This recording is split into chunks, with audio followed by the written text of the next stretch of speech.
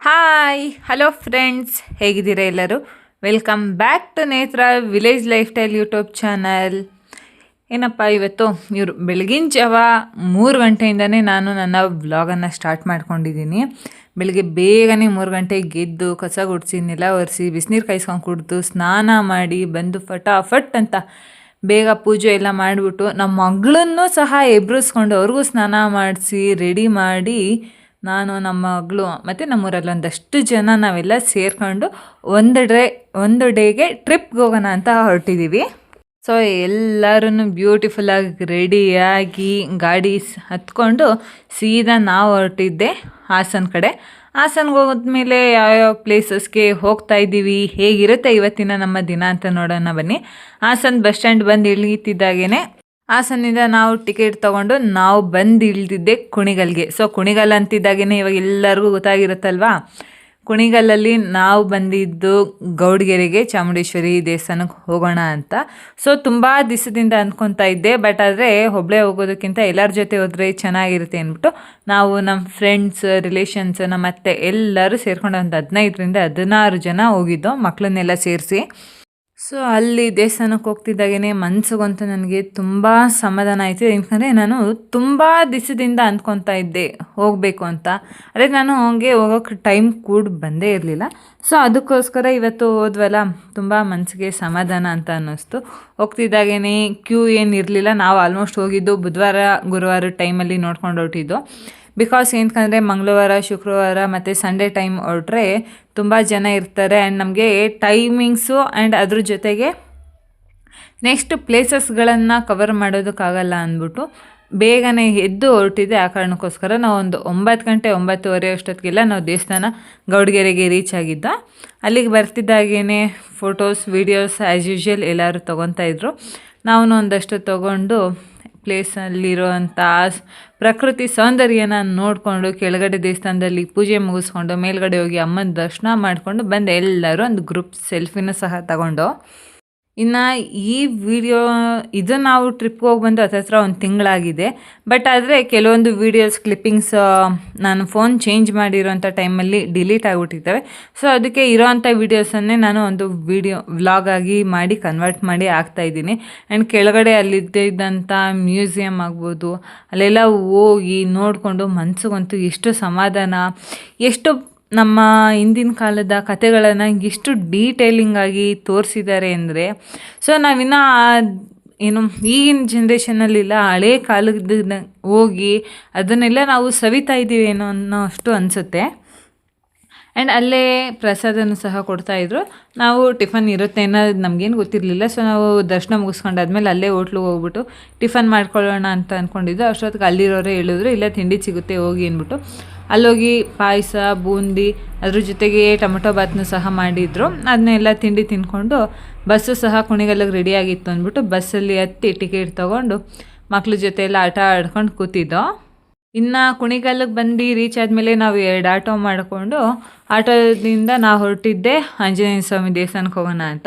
ಅಷ್ಟೊತ್ತಿಗೆ ನಮ್ಮ ಮಗಳಿಗೆ ಸ್ವಲ್ಪ ನಿದ್ದೆನೂ ಬರ್ತಾಯಿತ್ತು. ಇನ್ನು ನಾವು ಅಲ್ಲಲ್ಲೇ ಇಳಿಯೋದು ಹತ್ತೋದು ಎಲ್ಲ ಮಾಡ್ತಾಯಿದ್ವಲ್ಲ, ಅದಕ್ಕೋಸ್ಕರ ಸ್ವಲ್ಪ ಅವರು ಆಟ ಆಡ್ಕೊಂಡು ಆ್ಯಕ್ಟಿವ್ ಆಗಿದ್ದರು. ಸೊ ಮಕ್ಕಳನ್ನು ಸಹ ನಮಗೆ ಏನು ಅಷ್ಟೊಂದು ರೋಸ್ಲಿಲ್ಲ. ಇಲ್ಲಿಗೆ ಬಂದು ಆ ಪಂಚಮುಖಿ ಆಂಜನೇಯ ಸ್ವಾಮಿ ನೋಡ್ತಾ ಇದ್ದಂಗೆ ತುಂಬ ಖುಷಿ ಆಯಿತು. ಆ್ಯಂಡ್ ಅಲ್ಲಿ ಒಂದು ಸ್ವಲ್ಪ ಇವಾಗ ಪೇಂಟಿಂಗ್ ಎಲ್ಲ ಮಾಡ್ತಾಯಿದ್ದಾರೆ ಅಂದ್ಬಿಟ್ಟು ಕ್ಲೀನಾಗಿ ನಾವು ಅದನ್ನೆಲ್ಲ ನೋಡೋದಕ್ಕಾಗಲಿಲ್ಲ. ಬಿಕಾಸ್ ನೀವು ನೋಡ್ತಾ ಇರ್ಬೋದು ಯಾವ ರೀತಿಯಾಗಿದೆ ಅಂತ. ಲಿಟ್ರಲಿ ಬಿಸಿಲು ಯಾವ ರೀತಿಯಾಗಿತ್ತು ಅಂದರೆ ನಾವು ಆಟೋದ ಹತ್ರ ಸ್ಲಿಪ್ಪರ್ ಬಿಟ್ಬಿಟ್ಟು ದೇವಸ್ಥಾನದ ಒಳಗಡೆ ಬರೋ ಅಷ್ಟೊತ್ತಿಗೆ ಕಾಲಂತೂ ಸಖತ್ತು ಬಿಸಿಗೆ ಸುಟ್ಟೋದಂಗೆ ಆಗೋಯ್ತು. ಇನ್ನು ಅಲ್ಲಿಂದ ನಾವು ಬರ್ತಾ ಇದ್ದಾಗೇ ಎಲ್ಲ ದೇವಸ್ಥಾನಗಳನ್ನೆಲ್ಲ ನೋಡಿಕೊಂಡು ಪ್ರತಿಯೊಂದು ದೇವರು ಮತ್ತು ಅಲ್ಲಿರುವಂಥ ನವಗ್ರಹ ದೇವತೆಗಳು ಏನಿದ್ದಾವೆ ದಂಪತಿ ಸಮೇತವಾಗಿದ್ದಾವಲ್ಲ ಅದನ್ನೆಲ್ಲ ನೋಡಿಕೊಂಡು ಷಣ್ಮಾತ್ಮ ದೇವ್ರಿಗೆ ನಾವು ಎಳ್ಳೆಣ್ಣೆ ಎಲ್ಲ ಅಭಿಷೇಕ ಮಾಡಿ ನಮ್ಮ ಕಷ್ಟಗಳನ್ನು ಪರಿಹಾರ ಮಾಡಪ್ಪ ಅಂತ ಬೇಡ್ಕೊಂಡು ದೇವಸ್ಥಾನ ಸುತ್ತ ಒಂದು ರೌಂಡ್ ಬಂದು ತುಂಬ ಖುಷಿಯಾಯಿತು. ಇನ್ನು ಅಲ್ಲೂ ಅಷ್ಟೇ ನಾವು ಇಲ್ಲಿಗೆ ಬರೋ ಅಷ್ಟೊತ್ತಿಗೆ ಅರೌಂಡ್ ಅಲ್ಲೇ ಮಧ್ಯಾಹ್ನ ಆಗಿತ್ತು. 1 ಗಂಟೆ 2 ಗಂಟೆ ಹತ್ತತ್ರ ಅಂತ ಅಂದ್ಕೊಳ್ಳಿ. ಇಲ್ಲೂ ಸಹ ಊಟ ಸಿಗುತ್ತೆ, ಊಟ ಮಾಡ್ಕೊಳ್ಳಿ ಅಂತ ಹೇಳ್ತಿದ್ದಾಗೇ ಮಕ್ಕಳುಗಳೆಲ್ಲ ನಾವು ತಿಂತೀವಿ ಅಂತ ಅಂದ್ಕೊಂಡು ಬಂದರು. ಅದಕ್ಕೋಸ್ಕರ ಮಕ್ಕಳು ಎಲ್ಲರೂ ಸೇರಿಕೊಂಡು ಸ್ವಲ್ಪ ಇಲ್ಲೂ ಸಹ ಟಿಫನ್ ಊಟ ಅಂತ ಮಾಡಿಕೊಂಡು ನಾವು ಊಟ ಎಲ್ಲ ಮುಗಿಸ್ಕೊಂಡು ನಾವು ಯಾವ ಆಟೋದಲ್ಲಿ ಬಂದಿದ್ದೋ ಅದೇ ಆಟೋದವರು ಅಲ್ಲೇ ವೆಯ್ಟ್ ಮಾಡ್ತಾಯಿದ್ರು ನಮಗೋಸ್ಕರ.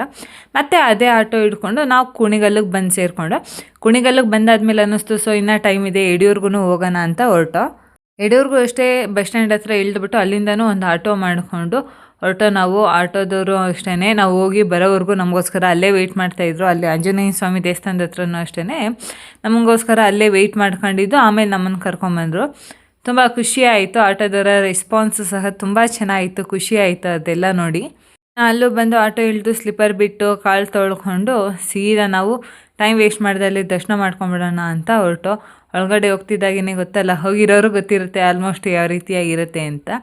ಸೊ ನಾನಂತೂ ಈಗ ಒಂದು ವರ್ಷದಲ್ಲಿ ಇದು 2ನೇ ಸತಿ ಬಂದಿದ್ದೀನಿ ಅನಿಸುತ್ತೆ. ಒಂದು ವರ್ಷ ಅಲ್ಲ, ಆಲ್ರೆಡಿ ನನ್ನ ಮಗಳು ಫಸ್ಟು ಮುಡಿ ಕೊಡೋಕ್ಕೆ ನಾವು ಯಡಿಯೂರಿಗೆ ಬಂದಿದ್ದು, ಸೆಕೆಂಡ್ ಇದಕ್ಕೆ 2ನೇ ಸತಿ ಮುಡಿ ಕೊಡೋಕ್ಕೆ ಬಂದಿದ್ದೆ. ಅದಾದಮೇಲೆ ಇನ್ನು ಇವಾಗಲೇ ಬರ್ತಾ ಇರೋದು. ಇಲ್ಲೂ ಅಷ್ಟೇ ಬಿಸಿಲು ತುಂಬಾ ಇತ್ತು.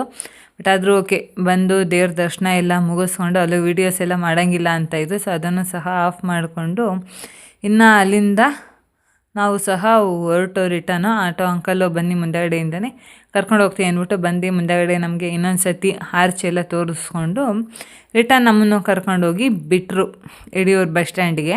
ಅಲ್ಲಿಂದ ನಾವು ಸೀದಾ ಹಾಸನ ಬಸ್ ಹಿಡ್ಕೊಂಡು ಅಲ್ಲಂತೂ ಹೋಗೋ ಅಷ್ಟೊತ್ತಿಗೆ ಬಸ್ ಸಿಕ್ಕಿ ಹತ್ತೋ ಅಷ್ಟೊತ್ತಿಗೆ ಒಂದು 3 ಗಂಟೆ 4 ಗಂಟೆ ಆಗಿತ್ತು. ಫುಲ್ ಟಯರ್ಡ್ ಆಗೋಯಿತು. ಹಾಸನಗೆ ನಾವೊಂದು 6:30 7 ಗಂಟೆ ಅಷ್ಟರಲ್ಲೆಲ್ಲ ರೀಚ್ ಆದೋ. ಬಟ್ ನಮ್ಮೂರ ಬಸ್ ಯಾವುದೂ ಇರಲಿಲ್ಲ. ಸೊ ಓಕೆ, ಇನ್ನೇನು ಮಾಡೋದಕ್ಕಾಗಲ್ಲ ಅಂದ್ಬಿಟ್ಟು ನಿಟ್ಟೂರಿಗೆ ಬಸ್ ಸಿಗುತ್ತೆ. ಸೊ ಅಲ್ಲಿಂದ ನಾವು ಬಸ್ ಒಂದು 8 ಗಂಟೆಗೆ ಅನಿಸುತ್ತೆ, 7:30 8 ಗಂಟೆಗೆ ಆ ಬಸ್ಸನ್ನು ಹಿಡ್ಕೊಂಡು ನಾವು ನಿಟ್ಟೂರಿಗೆ ಬಂದು ಸಹ ಸೇರಿಕೊಂಡು ಇನ್ನು ಹಾಸನಲ್ಲಿ 1/2 an hour ಟೈಮ್ ಇತ್ತು ನಮ್ಮ ಬಸ್ಗೆ ಅಂದ್ಬಿಟ್ಟು ಅಲ್ಲಿ ಬಸ್ ಇಲ್ದಂಥ ಟೈಮಲ್ಲಿ ನಾವೇನು ಮಾಡಿದ್ದೋ, ಹೊಸ ಬಸ್ ಸ್ಟ್ಯಾಂಡಿಂದ ಹಳೆ ಬಸ್ ಸ್ಟ್ಯಾಂಡಿಗೆ ಬೇರೆ ರೀಚ್ ಆಗಬೇಕಿತ್ತಲ್ಲ. ಸೊ ಹಳೆ ಬಸ್ ಸ್ಟ್ಯಾಂಡಿಗೆ ಬಂದು ಒಂದು ಸ್ವಲ್ಪ ಹೊತ್ತು ವೆಯ್ಟ್ ಮಾಡಿಕೊಂಡು ಹೋಗಿ ಫ್ರೂಟ್ಸ್ ಎಲ್ಲ ಶಾಪಿಂಗ್ ಮಾಡ್ಕೊಂಬಂದು ಫ್ರೂಟ್ಸ್ ಎಲ್ಲ ತೊಗೊಂಡು ಅಲ್ಲಿಂದ ಮಕ್ಕಳೆಲ್ಲ ಒಂದು ಸ್ವಲ್ಪ ಸೆಕೆ ಆಗ್ತಾಯಿದೆ, ಬೆಳಗ್ಗೆಯಿಂದ ಹೊರಗಡೆ ಎಲ್ಲ ಏನೂ ಕೊಡಿಸಿಲ್ಲ ಅಂದ್ಬಿಟ್ಟು ಕೇಳ್ತಾಯಿದ್ರು ಅಂದ್ಬಿಟ್ಟು ಎಲ್ಲರಿಗೂ ಒಂದೊಂದು ಐಸ್ ಕ್ರೀಮ್ ತೊಗೊಂಬಂದು ಐಸ್ ಕ್ರೀಮ್ ಎಲ್ಲ ತಿಂದ್ಕೊಂಡು ನಮಗೂ ಸಹ ನಿಟ್ಟೂರಿಗೆ ಬಸ್ ಬಂತು. ಅಷ್ಟರಲ್ಲಿ ಬಸ್ ಹತ್ಕೊಂಡು ನಾವು ನಿಟ್ಟೂರಿಗೆ ಬಂದು ಸೇರಿಕೊಂಡು ನಿಟ್ಟೂರಿಗೆ ಬಂದು ಒಂದು 10 ನಿಮಿಷ 1/2 an hour ಕಾಯ್ತಿದ್ದಾಗೇ ನಮ್ಮ ಪಕ್ಕದ ಮನೆಯವ್ರದ್ದು ಗಾಡಿ ಬಂತು. ಇವರೇ ಬೆಳಗ್ಗೆ ನಮ್ಮನ್ನ ಹಾಸನಿಗೆ ಬಿಟ್ಟಿದ್ರಲ್ಲ, ಸೊ ಅವರೇ ಇವಾಗ ನಮ್ಮನ್ನು ನಿಟ್ಟೂರಿಂದ ಊರಿಗೂ ಸಹ ಕರ್ಕೊಂಬರ್ತೀನಿ ಅಂತ ಹೇಳಿದರು. ಸೊ ಅದಕ್ಕೋಸ್ಕರ ನೈಟ್ ಆದರೂ ಟೆನ್ಷನ್ ಇಲ್ಲ, ಆರಾಮಾಗಿ ಬಂದು ಮನೆ ಸೇರ್ಕೊಬೋದು ಅಂತ ಹೊರಟಿತ್ತು. ಸೊ ಇದಾಗಿತ್ತು ನಮ್ಮ ಒಂದು ದಿನದ ಟ್ರಿಪ್ಪಿನ ವ್ಲಾಗ್. ಹೇಗಿತ್ತು ಅಂತ ಕಮೆಂಟ್ ಮಾಡಿ ತಿಳಿಸಿ. Thank you for watching.